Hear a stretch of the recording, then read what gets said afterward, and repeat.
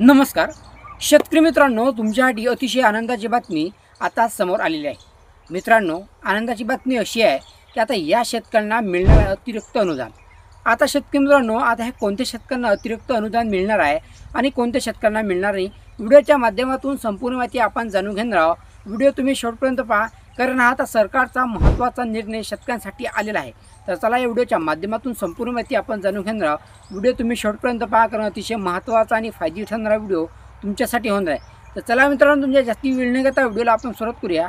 त्या अगोदर तुम्ही अजून पण आपल्या चॅनलला सबस्क्राईब केलं नसेल तर लवकर सबस्क्राईब करून घ्या, जेणेकरून व्हिडिओचे नोटिफिकेशन तुम्हाला लवकर पाहायला मिळतील। तर चला अपडेट काय ते पुढे जाणून घ्या। आता आपण शेतकरी मित्रांनो, राज्यातील पूर आणि अतिवृष्टीमुळे मोठ्या प्रमाणात नुकसान झालेल्या शेतकऱ्यांसाठी महाराष्ट्र सरकारने अत्यंत महत्त्वाचा निर्णय घेतला आहे।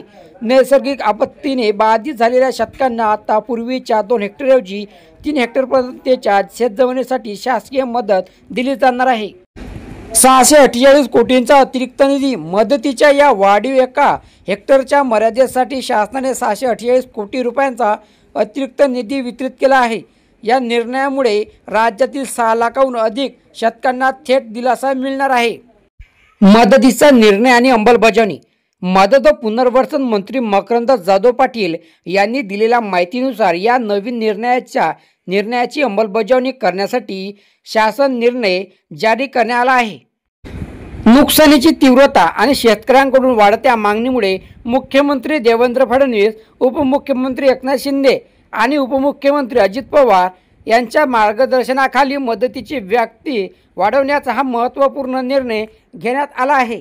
शेतकरी मित्रांनो, 6.12 लाख शेतकऱ्यांना मोठा फायदा होणार आहे। आता राज्य सरकारच्या या निर्णयामुळे नेमके 6,12,177 शेतकऱ्यांना थेट फायदा होणार आहे।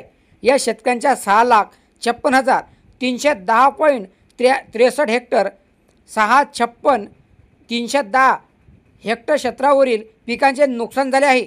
या हेक्टरची वाढीव मदत मिळण्याने त्यांना आर्थिक अडचणीतून बाहेर पडण्यास मोठा हातभार लागणार आहे। चालू खरीप हंगामात नैसर्गिक आपत्तीमुळे बाधित झालेल्या शेतकऱ्यांसाठी आतापर्यंत शासनाकडून एकूण 6,139 कोटी रुपयांची मदत वितरित करण्यात आली आहे। शेतकरी मित्रांनो, पूर आणि अतिवृष्टीच्या संकटामुळे हवालदिल झालेल्या बळीराजासाठी राज्य शासनाची ही वाढीव मदत अत्यंत दिलासादायक असून न्नुकसानीतून सावरण्यासाठी हा निर्णय महत्त्वपूर्ण ठरणार आहे। तर शेतकरी मित्रांनो, अशा प्रकारे तुमच्यासाठी अतिशय महत्त्वाची अपडेट समोर आली होती। चला आता भेटूया नवीन माहितीसोबत। धन्यवाद।